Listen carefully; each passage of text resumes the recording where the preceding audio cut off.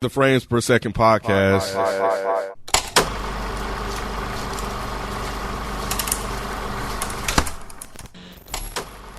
What's going on? It's your boy Nick. I'm here with Kenneth Bienge.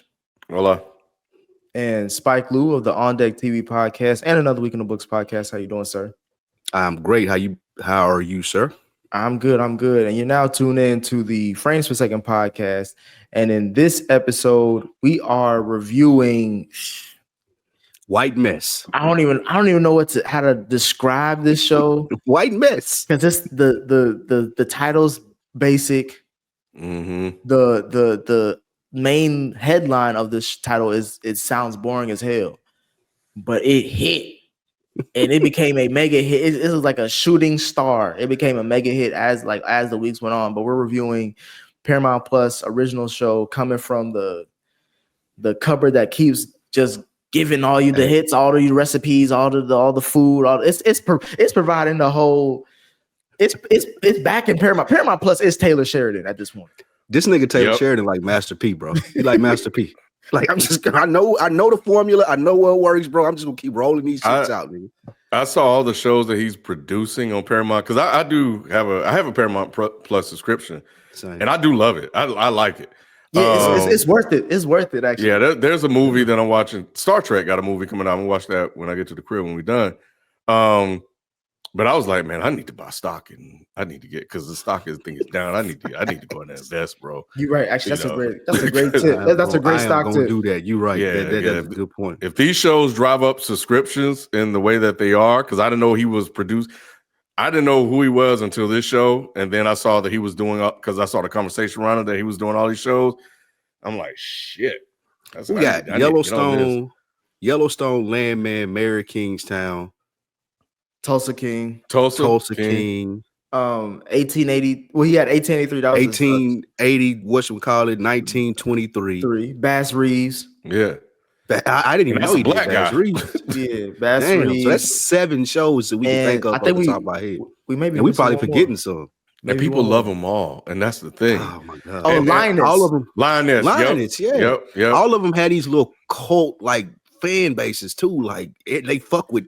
It's crazy. Yeah, and I think this is the one that hit the most mainstream because my father-in-law was watching. You guys were telling me about it, and when he was like, "It's really good," I was like, "All right." So, and then we were talking about doing it. I definitely went ahead and went through it. But real quick before we get into the review, when looking at all of those shows and watching this show and some of the things that they were talking about, we are in an era, and maybe it's just Taylor Sheridan, where I described it as patriot television. Patriotism television, bro. Mm-hmm. We're going to go back to the good old days, Spike, where white men could be white men, where the country That's all Yellowstone is. That's all Yellowstone is. Yeah, and most of those shows are like that. Yeah, you're right. Yeah, Mary Kingstown is you're right. That is a great point. Yeah, man. White folks love that. We going back the country being taken back, Spike. Yeah. We want to be in a comfortable zone right here. I got a quick question for y'all because I know y'all have seen most of these shows. I think what Taylor Sheridan does great and why the formula is working, he picks like a great, he got Kevin Costner, he got your boy Jeremy, whatever his name is from Jeremy Renner, Billy Bob Thornton, like the leads of these shows, even the 1823 one got I can't think of his name right now, but Harrison Ford. Like he picks like that strong ass lead character that's gonna bring people in, and then he tell his story like Ken said that white men want to hear, and then it just catches fire from there. Well, I think that's his formula. Well, I'll say this about Taylor Sheridan. We're gonna get to the review, y'all. But this has to be said. He is like, at this point, he's becoming like a Quentin Tarantino of television. Because what he does, that's brilliant. What you're talking about, Lou, is like he'll take either what used to be an A-list actor or what now is a high B+ actor, and I'm gonna make them an A-list actor again. Or I'm gonna make you talk about because my writing is that good. That's the reason why I'm trying to get to that point. His writing and world building is phenomenal because he sticks to what he knows. I think he's from Texas. He sticks to what because nowadays we're in the era where being super specific makes you super popular now. Yep. If I'm from LA, I'm Kendrick Lamar, you know what I'm saying? Not like us. It's an LA anthem, but the whole world been rocking to it. If I'm Drake, I'm from Toronto, and I'm gonna make Toronto seem like it's Los Angeles when it comes to me and my music. If I'm Future and I'm in Atlanta, like I'm gonna make you wish you was in Atlanta every time. Like, you know what I'm saying? Like, it's super specific, but these are the most popular artists. Like, his world. I mean, of course, when was the last time you seen a good show about Texas? What are we talking about, Lou? Friday Night Lights back in the day on NBC. You know what I'm saying? Like his shit is about the South. Like it's the South that always don't even like Montana with Yellowstone, Tulsa, like Oklahoma. Like these are the southern states that like people don't. They've been waiting for a show to be like this showing us. Like, and the thing is like he's not even just glorifying the white folks. Like, he's being fair to everybody. He gives Native Americans, they shine as far as like letting them talk about the white man and shit like that. And Landman, he's giving the Hispanics, they shine to talk about the white man and get their shit off of what it's like. Like, he lets people cook. And even Mayor Kingstown, we get the black people, like with Bunny and his side of the people that express like how they feel about white people. He gives them that opportunity in Mayor Kingstown. So the black show is Bass Reeves. Yeah, that's the only one I haven't finished. Like that's the only one I cut off. I'm like, I got 4 episodes in. I was like, man, come on, bro. It's only because he thought like, man, I'm gonna just tell you about this, man. Hey, I felt like that show was racist. That's I was like, I ain't gonna keep watching this, bro. I'm not gonna do this, bro. I didn't even know he done this. I thought it was somewhat racist. Now that you say it makes sense. I thought it was somewhat racist because a white man is like the villain of it. Like, he's a ghost in his head. Like, you know what I'm saying? He the reason why he never escaping that white man. Exactly. So Taylor Sheridan was born in Chapel Hill, North Carolina, but they're saying that he grew up. That's country. They're saying he grew up. He was basically raised in Fort Worth, Texas, and he grew up on a ranch in Cransfield's Gap, Texas, which sounds like it ain't about the population of 3 niggas there, and they may be slaves. But his writing, like we was talking about this, Lou. Hell or High Water is like maybe a top 20 movie in my life. Like, I'll put that if I'm saying like these are the 20 best movies I've ever seen, Hell or High Water is one of them because of how simple it is, the great actors that are in it. But again, these are not, maybe back in the day they was A-list, or maybe they used, they're on their rise to be an A-list, but they not that right now. Like, how many people would have given Jeremy Renner a television show outside of Marvel for their characters? How many people are giving Harrison Ford a television show as the lead in 2024 when his prime was back in the day with Indiana Jones? How many niggas is letting Sylvester Stallone lead a television show? Like, you know what I'm saying? Like, Kevin Costner. He brought Kevin Costner. Niggas ain't give a fuck about Bodyguard. Niggas ain't give a fuck about Kevin Costner. He brought his ass back, bro. Like, and all of them do great though. Like, all of them. Like, it seems like this is the perfect. Like, I couldn't see anybody else playing any of those roles. Exactly. And they probably need to work. And exactly. That's why the passion there is just like forgotten white man. he is great, right? About most of his shows is like that, Ken. It's about the forgotten white man. I agree with you too, nigga. I put Hell or High Water up there. Like, No Country for Old Men is one of my favorite movies, and I put that right up there with it. Like, it gives you similar veins. I know you two hate it. You two hate on that movie, but it give you similar vibes to No Country for Old Men. I might watch that this weekend. I haven't seen it, but I'm going to watch it. But after you please saying watch that, I'm like, I don't know. No, it's way more event. It's way more action than what you complained about. It's only because that movie itself is set in the same place. It's set in the same place. That's why I compared it. Well, I'm just saying the No Country for Old Men is like, it starts off like you understand the hype, but then where it goes, it's like, bruh, the hype should have been left this movie. Because this movie don't live up to it at the end. By the end of it, you're like, that's one of the greatest movies of the 21st century, bro. Like, that shit is fire. I'm trying to tell you, there's about 3 scenes that I fuck with, kid. Outside of that, bro, you can keep it. But let's move on. Let's get to this show. Landman starring Billy Bob Thornton, Bill Simmons on The Ringer. He did a rewatchable of the original Friday Lights, the film that came out in 2004. Billy Bob Thornton was starring in that, and I was thinking about that review in my head as I'm watching the show, and like, bro, Billy Bob has just been able to play. We talk about Denzel playing the same kind of roles. Like, Billy Bob Thornton is Billy Bob Thornton damn near in everything he's in. He played himself, and but it's so good. Oh, that's the crazy thing about it. I remember He was starring in season 1 or 2 of Fargo, the show season that came one. on. Season one. Yeah. It was just Billy Bob Thornton, but bro, he was killing that shit. And it was similar to this. Like you could swap those two characters out in those shows. Not a lot would be different, but he still did a fantastic job. I don't know if that speaks to his acting or just who he is as a person. What did you think about Billy Bob as what's his name? Tommy Norris. I thought, I don't know if who else could play this role. It seemed like it's just made for Billy Bob Thornton. And I'm sure I can think of some names.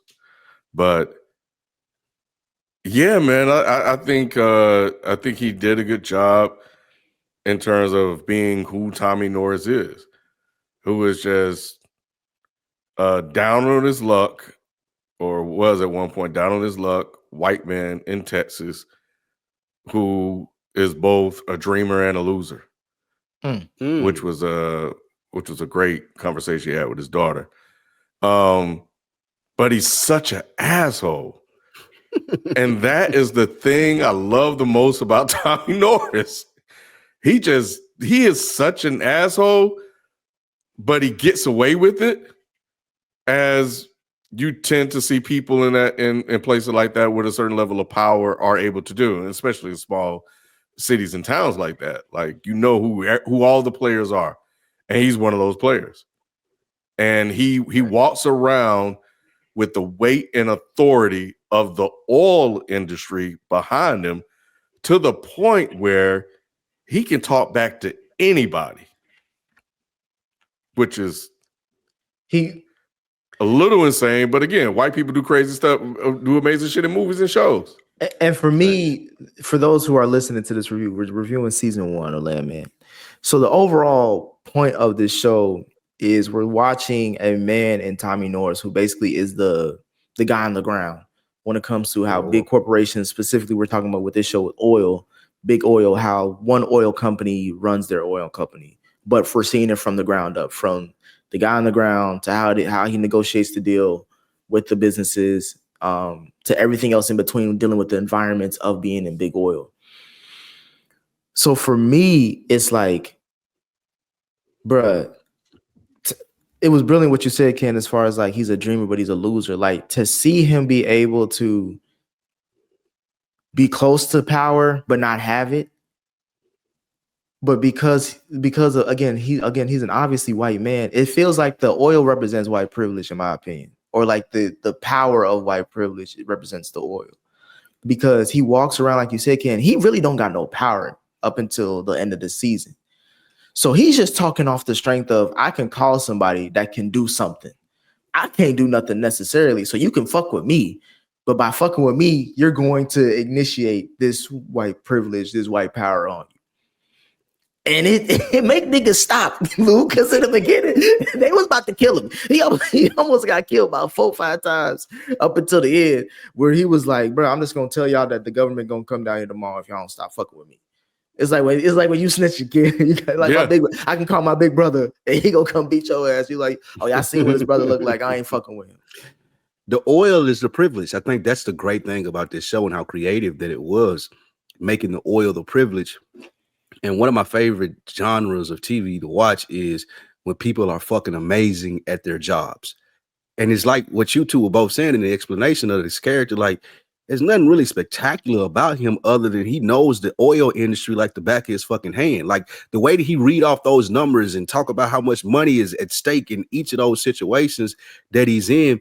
And even later on when he's talking to the cartel dude, and he was like, your boss didn't tell you to do this, did he? Because he wouldn't have if he had known the ramifications, and he deal with the same type of high level shit that I know about. I may not be at those tables, but I know what the conversations are like. Again, what made this show good is how good Billy Bob Thornton was at his job, nonchalantly. And I know how to throw that shit around. Like, even when he's talking to the lawyer chick and she thinks she's gonna come in here on this high and mighty shit, and then John Hamm character was like, yeah, but we need him. Like, I don't fuck all this shit you talking about. He the only person that know how to do what he do. It's so good to watch shows like this when people are just amazing at their jobs. And this goes off another conversation, Lou. When you watch this show, again, we just got off the Alex Cross review. Make sure y'all check that out on Patreon. If you just watch the show, bruh, he's great at his job. He's just shitty at his life. But ain't nobody pressure him to get his mind right, to change it. No one told him to change at all. Nobody told him to go to therapy. No one, they know he needs therapy, but nobody told him to go to therapy. His friend only said it one time, and it was literally at the last episode. And then they moved on. That was it. There was no big story arc. We knew that this nigga couldn't. If this nigga changed, he going broke. Or somebody dying. You know what I'm saying? Like, he can't change who he is because everybody's dependent on him to be the same. You know what I'm saying? Because he's that good at his job. That's what I'm talking about, Lou. It's like, if you really good at your job, no one should really tell you to stop doing it. I can't tell you right. Just do what you do, bro. Like, however you get this shit done, to be done, cautious every once in a while. But like, that's it. But like, you're right. Like, I loved how he was great at his job, but he was just not saying he was a shitty father or anything, but he was just not there. He's not present. Because his job is so demanding. Like, we want to, as we can't do nothing else. Yeah, like if I'm gonna be this good at this, I can't be here monitoring my daughter, making sure she don't sleep with quarterbacks, or making sure my wife don't take old people to the strip club. I can't do that. I do not have the capability, but I'm really good at this, and this is what I lean to. Like, it's amazing. And it feeds them because his wife. Let's get to his family. His wife is beautiful for white women standards. If you want to just say that. White women. Yeah, exactly. His daughter was cute. Good MILF. Yeah, she's a good MILF. And she's been in a bunch of. She was in Heroes, Ken. She was in as Micah's mama. Yeah. So yeah, she's been out for a minute. She was a stripper back then, I think, for Heroes. Making tapes and shit with the little video on Heroes. She was OnlyFans before OnlyFans. She's a legend. We have his daughter. We have his son. And then we have his roommates, his buddies. Shout out to dude that's his roommate, bro. He crosses through all the Taylor Sheridan universes. I think he was Yellowstone. He was in Mary Kingstown. But every role that he plays, it fits him. Like, he know how to write dude into these shows. Like, this was perfect for him. Yeah, he's great in this. I love the lawyer that lived with him too. His little snotty remarks, but like, he got to get shit done. But to me, it's the most interesting one. I mean, like you said, Lou, of course, they spend a lot of time with his daughter. I could give a fuck about most of those scenes of her, like, trying to fuck a white man. You know what I'm saying? Like, it ain't okay. What we doing here? You know what I'm saying? I think they try to recapture that Beth Dutton from Yellowstone in the version. Because it worked so well, like, people love Beth, but I don't think it didn't work with this. Like, I didn't care. Easily my least favorite character. I could care less what she had going on. The son is where granted, not to sound like we just making it all about the men in the show, but like the son and his ideas, and then of course the relationship with the Hispanic chick.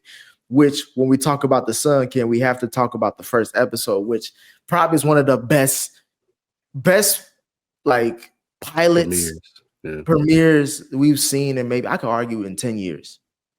Like, if we had to talk about 10 shows, obviously Ozark's one of them. I put this up there. I would say Ozark would be in there. Severance. I remember that premiere episode, wondering like what the fuck was going on with that. Yeah, The Boys. The Boys. That's true. So it's like that's a good conversation to have. Yeah, like if we did a list, like this is one of them, because I'm thinking that we had Michael Pena in this. Yeah. We had I forgot dude's name, but he's always like, he's a legend. Like, anytime he's from Sons of Anarchy. Yeah, he was in that. I'm thinking like this show is gonna be just 2-star studded, and then they take these motherfuckers out episode 1. Again, I'm like, what's going on? Unexpectedly too. I did not expect that to happen. His first day on it. Once they started banging on once you start seeing the light flicker and it's gas, nigga. They were terrible at their job. They're terrible at their job. They no pun in, like, not to be a rude dude, but like, they deserve to die doing that goofy shit. That was dumb as hell, and they knew better. Yeah. Stubbornness. But Nick. I mean, he hired him just to kill him. And it was crazy because I'm with you. I was like, that's the guy from Narcos. And I know the other guy, like, these are faces and names. I don't know that, but I definitely know their face because I spent time with them watching the show. And when that shit blew up, I was like, because I'm like, something's going to happen. They spending too much time, focusing in on that. What's gonna happen? I didn't know this whole shit was gonna fucking blow up.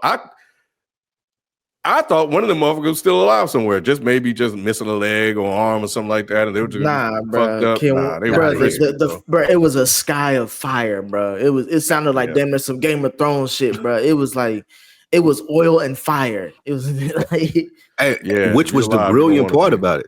Yeah, which was the brilliant part about it. Like Ken said, you used to these people. Like we see these people, we know these people from other shows. Like, oh shit, like how this gonna play out throughout the season, and them niggas get killed first episode, bro. And they were good. They were good in this episode. Like they were really great. Yeah, great.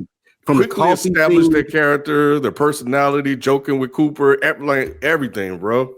That's what I'm saying. Like, cookout and shit with him, and they had the tacos. Like all of that shit was perfect. That's why I go back to the writing. Like Taylor knows how to just write characters. Like for one episode, bro, you felt like you understood them and you wanted to see what they were gonna do for the rest of the season. And he gets taken out, and I was like, oh, he's brilliant because he did this in Mary Kingstown, Lou. Like he'll say he took out Mitch. Spoiler alert for those. You thinking that's gonna be like one of the main characters because he was in the promo and shit. Exactly. But damn, that's a good point. His son, we see not only wants to be in the oil business, but he's trying to have a conscious Ken. You know how they always try to talk about this next generation. They gotta make millions, but they also gotta be positive. Like you can't do both. This is America. Right. No, you can't make a lot of money and be a good person. They just show me one. But he's trying to do that, and he ends up doing something morally questionable, which is fucking the widow of your coworker. Hey man, your dead coworker. Your dead coworker. And alleged that you killed them. You may have had something to do with it. Because you want her that bad. Yeah. That lawyer was a piece of shit. I know we were probably talking about her. Yeah. But you could see it went to the funeral, and she kind of laughed at him. Okay, they may go there. She pulled her titty out. That's what she said. You can see it. She pulled the titty out of breastfed. I was like, that's how you know she was comfortable with him. It was there were two parts of the show that I liked the least. This was the second one because I'm like, but I like how they handled it though, because I'm like, this shit is stupid. Why are they doing this? But in the later episodes, they talk to us in the way that we're thinking, and the lawyer and other people were representing us. It was like, wait a minute, this motherfucker just died and you already sleeping with him? And even how her questioning why she's doing it. Am I grieving? I don't know what this is. I don't know if I should trust this. I don't like, so the conflict is there. It's not like they're just going willy-nilly and just doing it. Like they presented the conflict that she was going through, and he was saying like, I know you're thinking like, widow, with a new baby, I'm looking for that. These are questions that we say when we see this situation. Like, oh, she just needs somebody to take care of that kid. So that's why she done got with him real quick. So when they went there and started using the dialogue to address some of the things that would be said, I was like, even though I don't like it, I thought that was a good way to handle it. Because in talking to us, but because I was like, why are they doing this? But yeah, I like the emotional stress that she was going through and trying to accept her decision. Now she still did it. Yeah, Ken, you're 100%. You're 100% right. I wanted to hate this storyline so bad. Like I wanted it to be like, man, come on, this is unbelievable, or like this wouldn't happen. But as the dialogue continued throughout the episodes, and as you see her going through the emotional shit, as you see like even people on screen, like the lawyer or the homeboys to beat him up and pull up to the crib, like even him, the son dealing with it, and like him not really knowing what this is. I wanted this to be a bad idea so bad, but it worked. And that's not to keep giving Taylor Sheridan this type of credit, but as the Nick said, it works as for him. He just knows how to build out shit to make it interesting, even if you don't want it to work from a viewer standpoint. Because I'm with you, Ken. I hated this. I'm like, bro, come on, like this wouldn't happen. But as it played out on screen, it's like, kind of get it, and I don't want to. I don't want to get it, but I'm getting it because you wrote this out so well. So yeah, shout out to him for that storyline. And she was way too cute for him. He out way too cute for him. That's the number one thing. But Lou, we've seen for decades. There's the average white dude with the way too cute wife or the way too cute. That plays into it too, though. That plays into it. Like it ain't even more so a looks thing from her. I think it's a more familiar, like her being familiar with someone like him. You work with him. You the last person that seen my husband. So as I'm looking at it and as it plays out, I'm like, okay, I kind of get it. I get it. I hate that I get it, but I get it. Yeah, I love the the lawyer. We're gonna get to the lawyer overall, but with like you said, Ken, the reality checks of that they was giving us, like, nigga, you literally fucking like you fucking up the whole thing. Like we're trying to do this thing quietly, and you over here getting hot when you should really sit back because we should just deny you this whole bread. But I also like how his smarts show up, where he was like, yeah, all that shit what you saying may be questionable, but what the fuck they got to do with what we talking about? Like, you already know you in the wrong. You already know this is what she deserves. We could probably ask for more bread.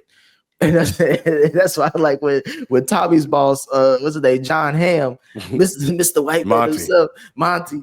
When he got on the phone, he was like, nigga, fire his ass. His ass need to go. He ain't working for us. Yeah, she was like, you can't do that, wrong for termination. But I like when he got on the phone, he cussed her ass out, Nick. He said, I thought you was a viper. He said, I thought you were good. What the fuck is going on over there? You ain't worth shit. Costing me more money. Oh, man. Shit. Knowing his heart, negotiated by fucking, yeah, he was hot. She got out negotiated by him. But that was like that adds to it. Like this show was good, man. Yeah, no, I didn't mind the relationship between her and him outside the fact that like she looked way better than him. Way better. But the only thing that I'm balancing out is that she do got a kid though, so that's probably why he probably felt like she finna get a settlement. She don't even really need that nigga. Well, she didn't. She wouldn't have got the settlement wells with him though. That's the thing. Well, she was gonna get something. She wouldn't have got as much.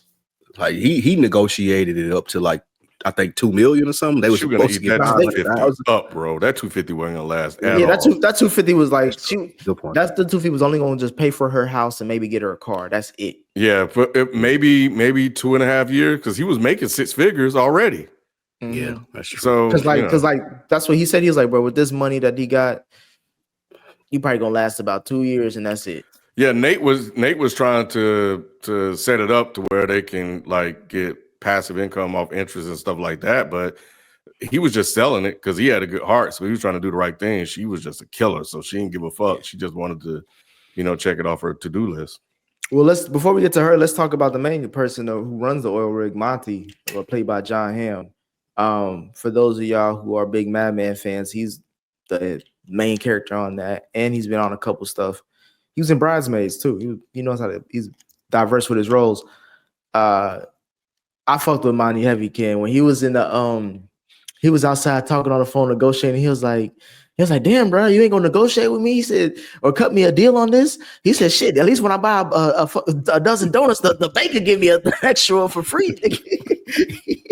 It's like he was just every time he on the phone, bro, he making deals, cussing people out. And I'm like, bro, that's how we know bosses talk. You know what I'm saying? It's no nonsense when I talk. He was doing it all the time, except for when he talked to his wife. Yeah, that's why I like the contrast and conversation because he had to be nice to his wife. Like, all right, baby, I'm about to go. What the fuck you talking about? Like, you know what I'm saying? Like, Demi Moore. Yeah, plus she had to take care of him. Yeah, I like John Hamm, man. Like Mad Men, I haven't finished it. I need to finish the series, but it was one of my favorite shows. I love just seeing the advertising industry back in that time, and I thought he was good on there. And he was good in this role. I was surprised by the end that they got rid of him because it's another name that we know. But yeah, when that guy was trying to negotiate that deal and he was like, 60-40 your way. And then he came back, he went and he said, like, give me a second. He went and hollered at Tommy, broke everything down. And Tommy was like, yeah, you got a bad deal. He said, don't worry about that. He came back and just pressed down on him and said, here are the terms. And if you don't like them, fuck you. He said, but I know it's not going to be that because you can't go anywhere because if you could, you wouldn't be here talking to me. And that white Would've guy never was called me in the sick, first place. bro. Bruh, the counter offer he gave, and he said it brilliantly why he did that. But the counter offer he gave was like, bruh, you are being ruthless with this guy who's giving you an opportunity. But he said, as soon as you sat down asking me for something, I knew you needed my help. So I knew I had leverage. I have all the leverage. I have all the leverage when you coming to me. Because if you know anything about me, you know you ain't gonna. He was like, bro, we get 100% of everything until we make our money back. And then we at that point, then we still get some more. And then it's 60-40. And I'm like, bro, this thing. No, 65 in perpetuity. We get 100% until we recoup. That means we get everything until we get everything back. Then we get a 70-30, I think. I forgot what that middle one was. But then it was like, but then after that, forever. It's 65 forever, bro. Like, forever. So we just don't stop, nigga. Yeah. And he was I agree with man. I agree with y'all, man. John Hamm did a great job. Dude, John Hamm's an amazing actor. He got an Apple series coming up later this year that I'm really invested in. I think that's why they killed him off on here and he couldn't do season 2. But like he was perfect for this role. And I think he was doing an interview and he was saying that Tyler Sheridan called him and pitched the idea to him. And he was like, bro, you're telling me that I'm going to come on set and argue with Billy Bob Thornton for 5 episodes? Yeah, absolutely. Sign me up. Like, this is what I live for. This is what I'm an actor for. I'd love to do that because, of course, of how we spoke of how well Billy Bob Thornton plays his roles. But he like in this universe and the people and the places and the characters that are put in place for all of these shows that we've talked about, specifically this one, like John Hamm was great. Like to have for one season to kill him off, and most of his scenes were on the phone with somebody. Like he wasn't even acting with anybody. Like we didn't see him and Billy Bob Thornton, I don't think, in the same place at the same time on this show. Like most of these were phone conversations until the gangsters came. Yeah, exactly. Just to display this type of like acting from this level and it be like phone conversations or Zooms and shit like that. That was fire. And the respect that he had for Tommy. But he still had to put Tommy in his place. Hey, I remember that episode, kid. He was like, I know we are in a business where there's an extreme amount of time for stress and a few moments of extreme like success. He said, but why should the fuck you talking to me? Yeah, like, he said, you got me. He's like, if you ever talk to me like that again, you gonna get your ass up out of here, Biggie. Because Tommy was popping off. Like, yeah, he was wild. Remember who you talking to, man. I love that. He was like, I ain't go. He said, I ain't no boo-boo the foo ass nigga. Y'all ain't about to throw me under the bus. And he was like, nigga, shut your ass up. First of all, remember who you talking to, nigga. Yeah. Oh man, that shit had me. He had Billy Bob he was stuck. He didn't know what to say. Oh man. But yeah, so moving on to we got to talk about Billy Bob's family before we get back to Monty's family. We see his wife. What's his wife's name? Angela. For the first couple episodes, we only see her through Zoom or the phone because she's FaceTiming because she's married to some other nigga, but she keep teasing him with her assets, and he ain't falling for it for the most part, but he still love her ass. What you think about Angela Lou? Man, they had to add, I feel like, some type of fun element to the show. Like it couldn't be all Landman shit, or they feel like they would box most people out. So I just looked at her as this is the popcorn of the show. Like nothing she did ever really mattered. Like nothing mattered that she did with the old folks. Nothing mattered that she did getting back with Billy Bob because he could care less if she was with him or not. So it wasn't like there's some major plot point and he want his wife back. She was pushing that. So yeah, like this was only eye candy for the show. Like I guess she's a good actor for what she was called to do because she did it. But yeah, this was a nothing burger. Her whole arc character was nothing. You can include her daughter with that too for me. Mm-hmm. The daughter only because it showed depth to Billy Bob's character. Like he don't really give a fuck about much, but he give a fuck about her. Okay, I would say that like he did. Yeah, you're right. I do like the father-daughter relationship.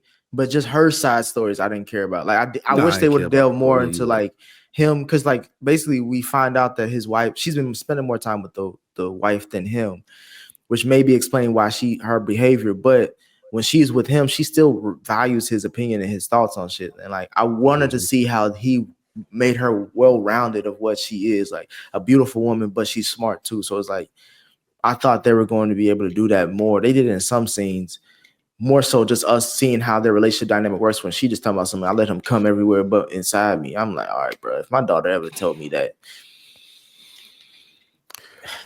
yeah, that's not going down. But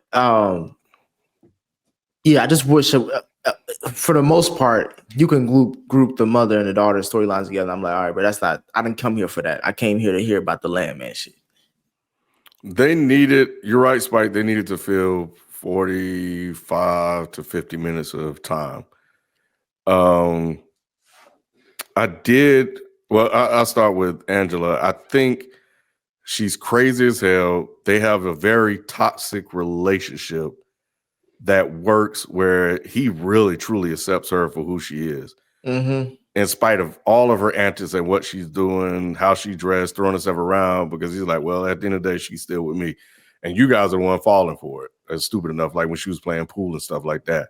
She's very extra, over the top, eccentric, but she be cussing his ass out to him, be telling his ass off.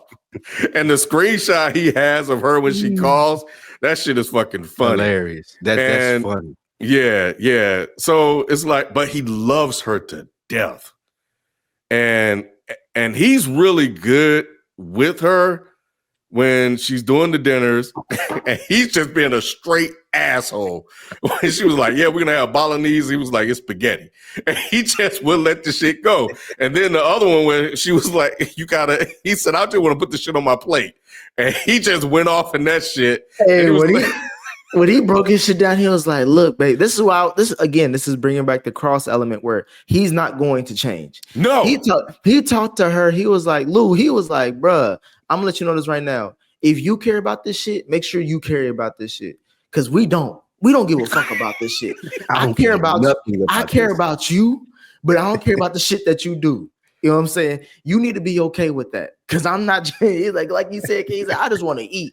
That's it. I don't want to do nothing. He said he spoke for so many men right there. It was like, bro, exactly. because if you watch the show, you see what he got to deal with. And he's like, I ain't got time for all that. I'm trying to say this in the nicest way possible. Stop fucking with me. Like, you know what I'm saying? Yep. His game is good. When he fuck up, he come with it, bro. And he break it all the way down. He break it down, bro. She be like, all right. Because you hit it on the head, like, bro.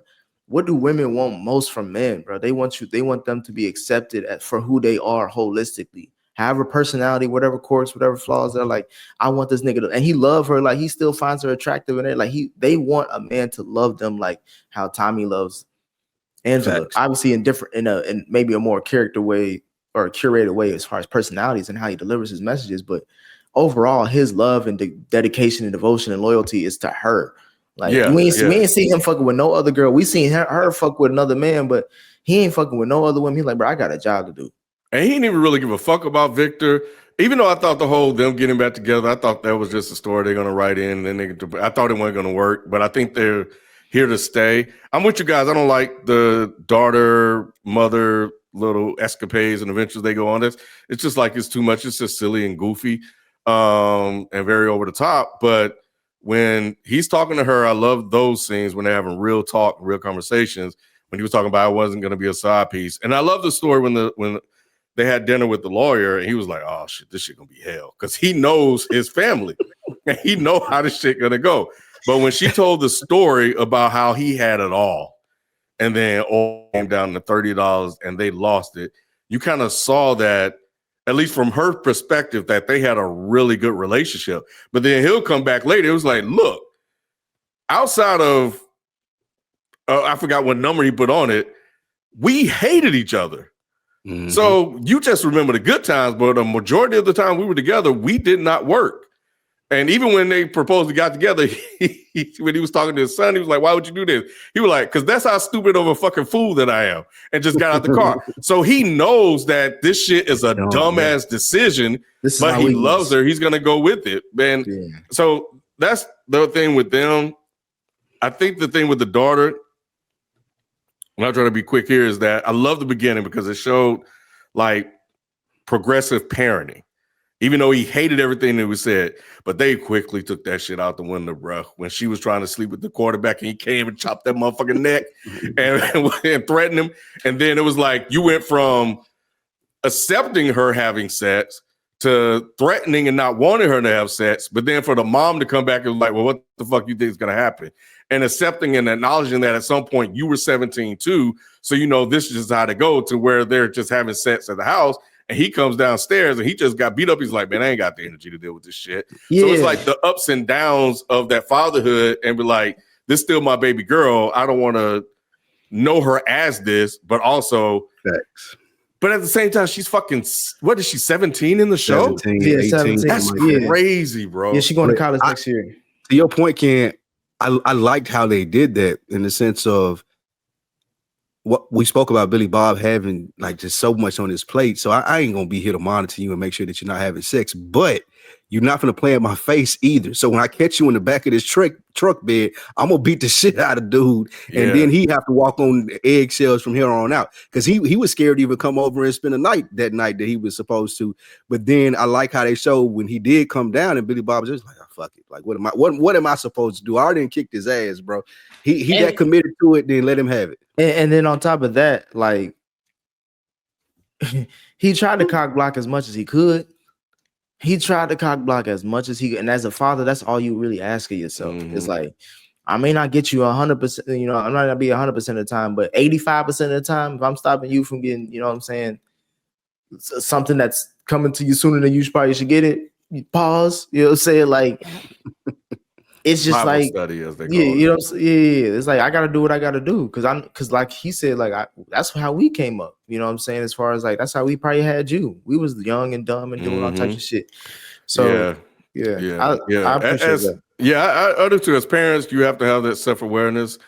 You know, in this modern day world, you have to think about how you were. You know, so but there's a give and take relationship with that. And the last thing I'll say about the daughter father relationship, I think it was the second episode, or maybe it was the first or the second, and she realized that he was right about the other quarterback that just wanted her for who she was. He was so fucked up. He was like, well, he said, well, you just taking everything off the table. What the fuck we gonna do? he got up and bounced, bro. Hey, bro, and he did the smartest thing in the world, bro, because for one, we already know how goofy the daughter is, and two, he told us who he was in the beginning of the episode, Lou. He was like, nigga, I am a top 50, what she said, top 30 ESPN athlete, you know what I'm saying? Niggas know my name. All that shit, like, bro, I can get any bitty right now. You telling me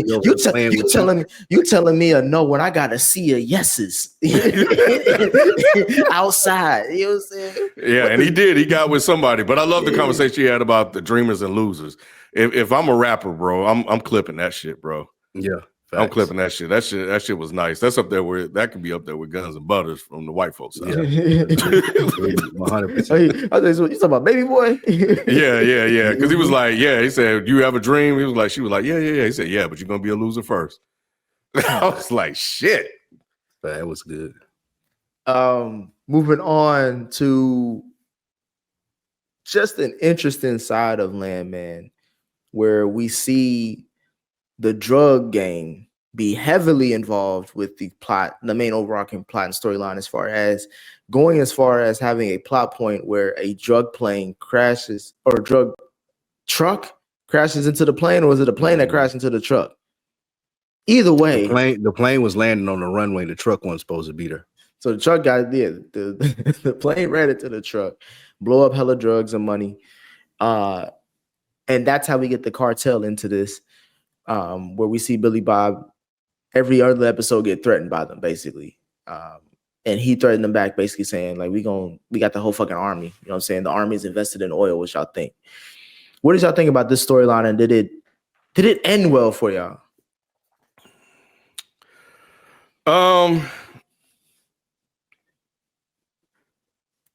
don't know if I think towards the end, I don't know. I think, okay, here's what I say. I did like it, but not for like the whole cartel aspect, but just the business part of it, that if I take it as truth or truth to a certain degree with some embellishments, probably happens.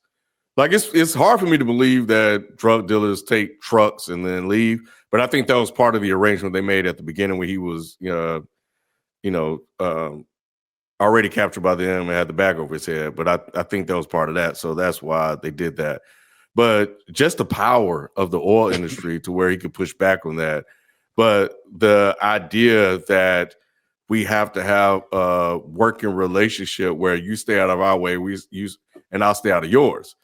And those underpinnings that we know or assume goes on in business, especially when you get to these high level, when you get to this type of power, and it shows the power that the cartel has as well. But and that especially the main boss was like, yeah, I the same congressman and stuff that you got, yeah, I got him in my phone number too. He was like, yeah, but we got fucking presidents. So so I like that part of it, because it's just like, how do these people like talk and mingle with each other, and taking what I've seen from Narcos and moving it on to this world, it happens. So that's the part I liked. The ending, not so much, because I really wanted to see the guy really come face to face with the boss and him to realize that he fucked up. So him just getting shot and just dying, it's just like, all right. Yeah, I looked at that whole thing as like, it was a great potential build up to something that kind of fell flat. Mainly because of Andy Garcia. I had never believed him as a bad guy outside of Ocean's 11 series and shit like that. And even then, it was only the first movie. By the time, once I realized your ass can get robbed, nigga, I'm not scared of you no more. But yeah, it was just Andy Garcia. I really wanted to see how Billy Bob was gonna get out of that shit. You know what I'm saying? It was just like, that was what I was like. I was hoping there'll be something more clever than we just gonna bring in Andy Garcia. Because like you said, Ken, the whole time Billy Bob is asking him, like, bro, your boss ain't saying agreeing to this. You going rogue, you doing this. So we thinking like, oh, if this nigga is the rogue underling or right hand, I want to know how crazy the boss may be, or is he aware of what's going on? So when we see how everything ends, it kind of just like, okay, that was just kind of like we need to get Billy Bob out of this, so let's just bring in a whole new character to shake shit up. What about you, Lou? Terrible choice for villain. I agree with you there. Like, I do not want Andy Garcia as the cartel boss. Like, that's not going to work for me. But I do appreciate the setup, and I'm with Ken in the sense of, I wish we had seen that conversation for us to realize how fucked up dude had done. Like, for Billy Bob to call it out and be like, your boss don't know about this. Like, I wanted to see his boss finding out that he had put them in this situation, and how that talk plays out, to add to the fuel of how good Billy Bob was at his job, to show that I know people in high power over there ain't making the decisions that you making. I know that's not happening. So I would have really liked to see that play out on screen. I do think, because he said that, though, why it fell flat for me, Nick, the whole time he's sitting in a warehouse, it was never a threat of, oh man, he might die. Like, I never thought that. I was just wondering what's going to be the thing that saves. Yeah, that's my thing, too. What I'm saying? Like, that was the whole thing. Okay, what's going to, like, is the National Guard going to come in, or whatever it may be? Is Monty, like, had something set up to where he knew about it? It was never a threat of his life that I was wondering about as a viewer, but it was like, just, okay, who's coming? And then for it to be Andy fucking Garcia, like you said, it's like, oh God, come on, bro. They could have picked a better boss. I don't mind the fact that the boss came and did that, and we saw that he was acting rogue, and Billy Bob's character did call it out correctly, but I would have rather seen that conversation and had another, like, boss. Like, Andy Garcia not gonna be it. And that's my thing, is like, we all know that he was going to get out of it. It was just like, what kind of clever way are they going to do it? You know what I'm saying? Just like at the end of the first season of Ozark, it's like, how are they going to get out of it? Then we see all of some crazy shit where she shoot the motherfucker in the face. You know what I'm saying? Like, it's like, she called him Mexican. Yeah, exactly. Like, bro, it's like, it's something crazy. Like, you didn't expect that at all, but it made the story that much better, even though we knew they were going to get out of it. You know what I'm saying? Like, that's where I was going into it. And like, this is the one L that I see in the season. It's just like, the season finale kind of almost felt a little bit flat for me for a little bit. Yeah, I could see. Especially since episode 9 was fire. Facts. Yeah, and yeah, I mean, and understanding how bosses think, because it's just like, and Garcia saying, yeah, sometimes we take L's. It's just that's the game we're in. But for whatever reason, this guy just couldn't let it go, and I don't know. They never really gave us a reason why. Exactly, Ken. Because yeah, you're right, Spike. That is a good point, because we never saw the interactions between the two to show where Garcia, the boss, was really, really pressing down on him to get my shit back. So it seemed like the boss was just like, all right, shit happens. We're going to just write it off, and it is what it is. We're going to move on, because we have to sweep it under the rug, because if we don't, then we'll get eyes on us. And for Billy Bob to understand that, and we're like, yeah, like, we're ignoring it, but you won't let it go. Like, this is just the cost of doing business. And we're not gonna. And again, it was to stay the fuck out of our way. We'll stay the fuck out of ours. But he won't. And I like what he said. We'll never be friends. Like, this ain't a friends. Like, we're not building a relationship here, bro. Like, you do this, I do this. Our worlds have to collide, unfortunately. And when they do, this is what needs to happen. Like, I love that line from Billy Bob, even after being tortured and fucked up like that. A lot of shows would have went another way with him being like thankful for it. And I like how they kept him in character. It's like, bro, I ain't thankful you came and saved me from getting killed. I still got to get up and go to work tomorrow. Like, and it's gonna be the same bullshit. I love that. Again, it speaks to that era of men where it's just like, nigga, no matter what's going on, I gotta go to work tomorrow. I gotta get up and go to work tomorrow, bro. And it's gonna be more bullshit. More bullshit. I bring that up because, of course, Ken, like you mentioned, as we've been alluding to, because of the issues of the drug and the cartel, this is where Billy Bob's character and the company gets into legal trouble based off of just dealing with, well, one, first of all, deals with the busted pipe situation with that killed the Hernandez, the Hispanic family. Yeah. And then we see the lawyer come out trying to fix the situation with the help of the in-house lawyer that Billy Bob lives with. What did y'all think about her? And do you think she's going to be a potential villain moving forward? She acted like the one. lawyer? The lawyer girl. Yeah. She turned into one. Well, she was really kind of one. Throughout the whole series. They did a good job of showing she was really fucking good. And she had a really great moment in 304 where during the deposition, I liked. I did not like her interactions with Cooper. I thought that was real extra, where you saying, I'll just make shit up.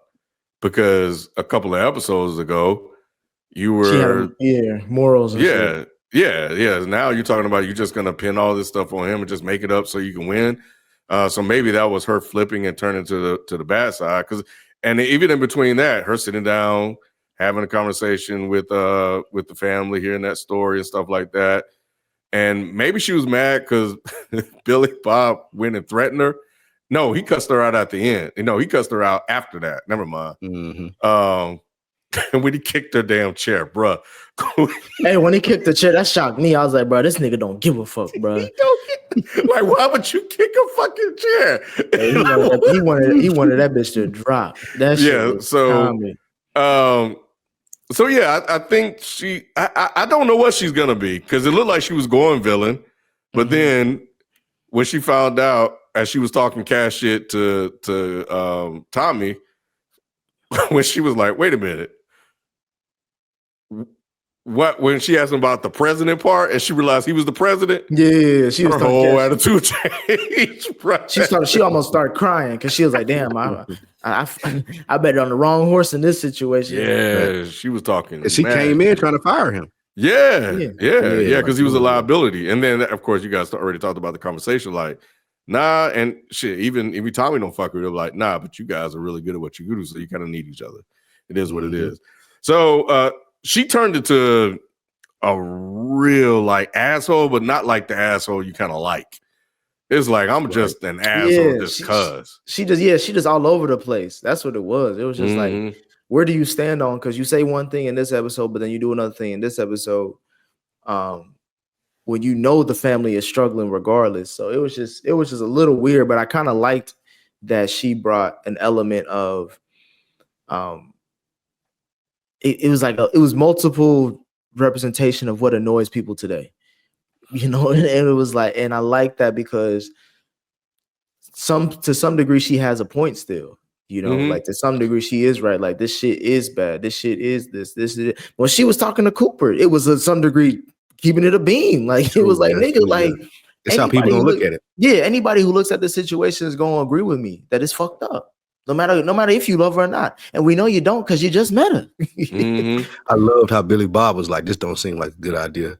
Like when he seen them leaving the hospital together, he was like, I don't know what y'all got going on, but it don't seem like it's gonna work. And he ain't had to say nothing, but she just felt the haterade him in him. Oh, she got up and took his plate like, nigga, you can get your ass up out of here. He said dinner's done, but it ain't for you. Sit your ass down. And he got up and left. He was like, but he said something good to him. Go ahead. He was the son was like, damn, he was like, you Mexican women are sure is bossy. Bossy. But yeah, I think the other thing that they had, there was another really good conversation about like fracking. And again, she's like, oh, this is bad. But it's like, what? But you're going to do it. And Billy Bob told her ass off again. He was like, take those fucking he said, you can take those morals. Something he said about the moral line. You're going to be the only one with them and it ain't going to change shit. Like none of that shit going to change just because you feel bad about it. That was a dope ass, That shit is so fucking real. He said, I heard the moral high ground is a little windy up north. You can drive your hybrid and live in your tent, whatever the fuck you want to do, but that ain't going to change the damn thing. Mm-hmm. Yep. So because people know that at the end of the day, which is kind of sad that you could just say that and it'd be more a lesson of reality than what we strive to have. But it's true. Most niggas are not gonna give up the convenience of life. Life is too hard for you to start giving up conveniences just cause for some shit that you're not gonna see in your lifetime. And that's linear, I think. When we were speaking about Taylor Sheridan earlier, that's linear in all his shows. Like you get that message, and I know Yellowstone had a little conservative chick that was in there, and it was like, bro, nobody cares like about y'all protesting shit. Like this shit gonna happen regardless. Even with the prison system and what they try to with Mayor of King. Is it Mayor of King's house? Yeah, that's the one. Yeah. Even with that, and they criticize that, and he tell them like, this is gonna be like this, bro. This is how the system works. All that shit y'all doing and protesting, like it doesn't change anything. So I think that I love that messaging is singular throughout all the shows in the sense of these are how industries work, bro. You can do all of that tree hugging shit that you want to do, but unless it's enough of you to make a change, then this is how people make money, and they're gonna keep doing it that way. One thing I wanted to comment on, Nick, my man that was standing on the tubes and that shit random, bruh. Like that's another great thing that he do in these shows. It's like random ass shit that happen on a ranch in Yellowstone or Mayor of Kingstown in the jail. Man, that shit was crazy as hell, bro. What I loved about this show, it was like this is really, I think why a lot of people like this show, like it's a blue collar ass show because this is some shit that would happen at a blue collar. Like there was some deaths here, like bro, these are dangerous jobs, bro. That's why when he broke it down, he was like, bro, they get paid 6 figures and they got probably less than a high school education. This is the only place in America or in the world where you can do that. That's why people sign up for it because they ain't got no other option. Otherwise, they'll take their ass somewhere else. Because who the hell wants to die over some rusty ass pipes? Pause, bro. That was terrible. Get your hand fucked up. Man, he died on site. He was like, "What can I do?" He was like, "Call my wife." Nigga couldn't even talk to bro. That shit. God. His dumb ass knew stand that. him there, random. He gonna stomp. That was because they told him like he shouldn't have been doing it, but at the same time he shouldn't have had that delivered to him anyway. Damn, yeah, boy. but yeah, the lawyer. I mean, I think she definitely speaking to kind of like this underlying thing that he has going on. It's just like she represents that. Like she feels one way on this other side, but when she's in that room saying, "Yeah, if you don't take this, then the other families don't get shit," and threatening her with the possibility of getting nothing. She represents the corporations and the dirty games that they play. It's profit over everything. They got all of this money. And I think it was one scene where he was like, we don't make our money from giving them $250,000 or something like that. That's immaterial to us. That ain't shit. we're trying to save. We're going to give them 250 to 400 to 600 when they could get $1 million plus. Mm-hmm. But we're going to offer them the lowest. And Nate had a heart. Nate was like, yo, we need to do more. But it was like, nah, we're going to go ahead and do this now because we don't want to go to court. And if we do go to court, we're going to have the best lawyers and you're not going to win. We're going to drag this shit out. But they also didn't want to go to court because it wasn't even just about fighting them. It would expose their practices and habits OSHA and shit. OSHA shit. Like that's where it's like that's where we see the lawsuit. That's where we start losing real shit. And that's where Cooper knew that shit. Yeah. And Cooper was slick. He was like, I don't know the name of this organization he named, but whatever it was, they must do some pro bono shit. Because he was like, yeah, she won't go have to hire a lawyer. We're gonna go to some, she said Octo or whatever it was. And she knew what it was. She was like, okay, yeah, we need to get Monty on the phone. We need to make this deal. Yeah. I like the subtle ways that they showed that the son had some sense. Like by that conversation that you just said, Ken, and even with the plan that he came up with at the end for these smaller oil ranchers and how that would make money. Like I really like how that was subtly like shown in there. He just wasn't some like rich kid because he was dude's son, or he wasn't just a dummy. I really liked how they showed his intelligence. Yeah, and what those whole scenes represent one of the things that Tommy said. Like Cooper is the dreamer, but he was talking to a bunch of old losers, and that's what he said. Like everybody came here, and the way he broke down how the bus worked when they were having dinner, like what happens in a bus, and he broke all that shit down. And he's named the price point that oil has to be in for everything. I love that shit because like when she, like you said, when it hits you, when it comes to like when him and Angela, like when they was living high and then when they was living low, that's Monty kept emphasizing. He was like, bro, my job is to keep it between here and here. Yep. That's it. Because anytime it's not there, I'm fucked up. I'm fucked up because either gas is too high where I'm making money, but ain't nobody buying that much gas because it's too high, or gas is too low where I'm losing money because everybody buying gas. I needed to be where only a few people can afford gas consistently. Yep. And it's just like that. It was, I fucked with all the little boardroom talks and all that shit. Mm-hmm. Yeah, nah, me too. And it just shows that the game they play and the manipulation that goes on from all these guys that get in the boardroom meeting and sit there and talk. You got that one black guy, when that one guy was in there going on that green shit and shit like that. And Monty just came in and just went off and just set the whole board straight. That shit was funny. Speaking of Monty again, we see that this season didn't end well to him. The nigga ticker was fucked up. And what do you say to first of all, Lou, what was it like seeing Jerry Jones give arguably a Golden Globe Best Guest Actor of the Year performance, talking about, is that the real story? I think they said he embellished a little bit on the story, but if that's really how he got the money to buy the Cowboys, that's an insane story. Nigga, if you don't get off here and go hire a coach, a real coach, like, that's what I was looking at it. Like, he did a good job. I ain't gonna hold him. But yeah, it was frustrating to say the least as a Cowboys fan to figure out this how he's spending his time. They put a camera in front of him and just told him to talk. Yeah, do some old white man shit.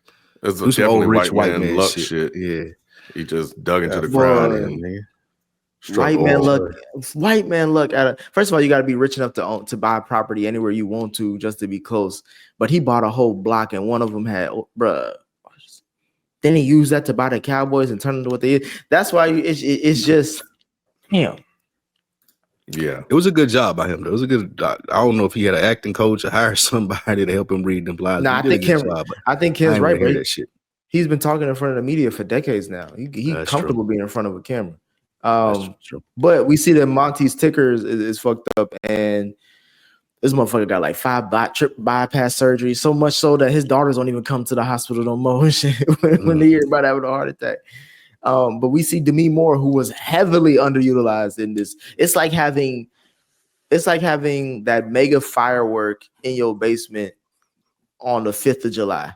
Like, damn, bro, like we could have used this and shut the neighborhood down, but we wasted it and we didn't even get to use it. Bro. Like maybe season 2. That's what I'm thinking. It's supposed to be for a cook because she was just literally just in the back. That's it. Yeah. Like nothing. Like that anybody could have played this role.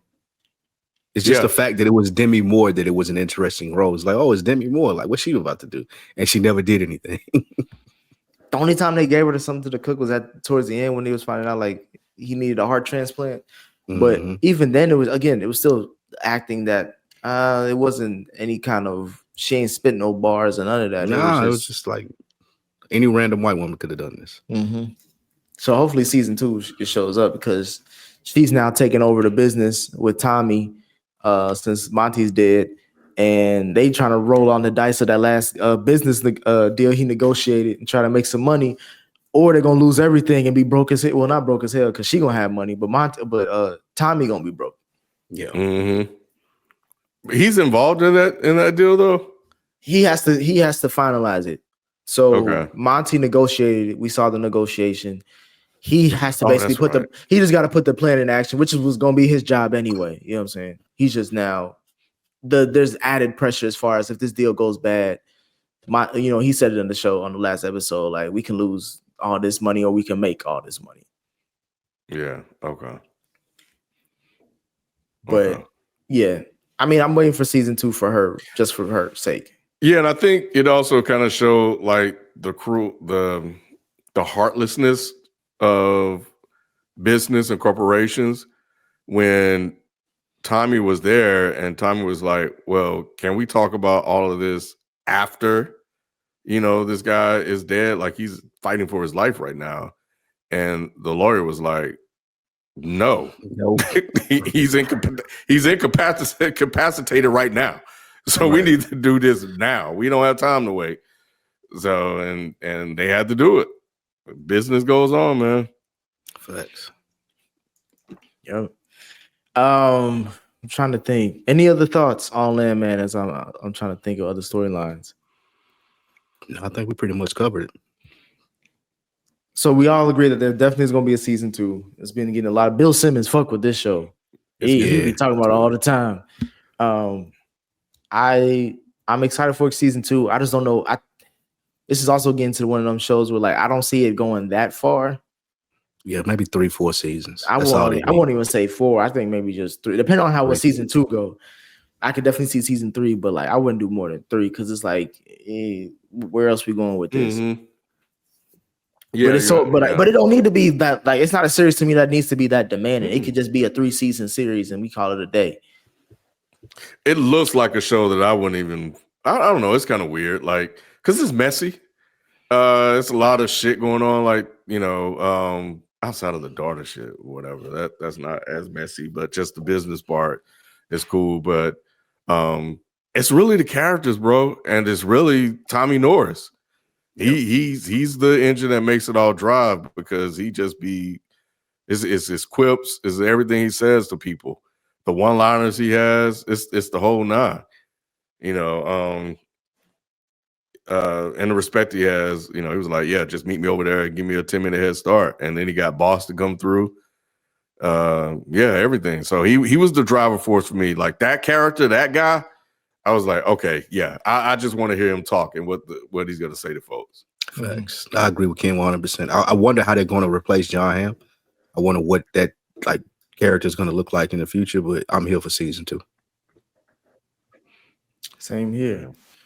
Well, those are our thoughts on Landman. Please let us know what you guys think. FPS Podcast is the Reddit thread. That's also our handle for IG and Twitter. And we'll catch you on the next season. We out. Peace. Peace.